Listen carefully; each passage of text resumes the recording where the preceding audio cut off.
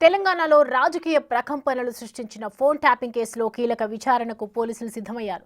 Court ఆదేశాల ప్రకారం రేపు పోలీసుల ముందు విచారణకు ప్రభాకర్ రావు హాజరు కావాల్సి ఉంది. ఫోన్ ట్యాపింగ్ కేసులో ఆయనే కీలక నిందితుడిగా ఉన్నారు.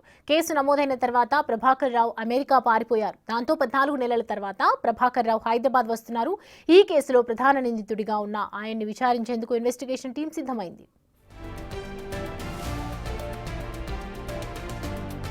ఫోన్ ట్యాపింగ్ కేసు విచారణకు సంబంధించి హైదరాబాద్ కమిషనర్ సివి ఆనంద్ ఇప్పటికే రివ్యూ నిర్వహించారు.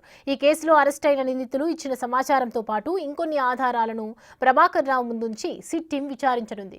వెస్ట్ జోన్ డీసీపీ ఆఫీసులో ప్రభాకర్ రావును విచారించనున్నారు. ప్రభాకర్ రావు నోరు విప్పితే గనక ఫోన్ ట్యాపింగ్ కేసు కీలక మలుపు తిరిగే అవకాశాలున్నాయి. రాష్ట్రంలో రాజకీయ పరిణామాలు పూర్తిగా మారిపోయే అవకాశం కూడా ఉంది.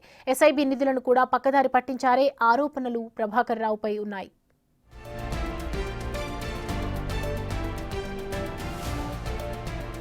అయితే కోర్టు ఆదేశాలను అనుసరించి ప్రభాకర్ రావు విచారణకు హాజరవుతారా లేదా అన్నది సస్పెన్స్ గా మారింది. ఇప్పటి వరకు ఆయన హైదరాబాద్కి అయితే రాలేదు. దాంతో ఆయన విచారణకు వస్తారా లేదా అనేది ఆసక్తి రేపుతోంది.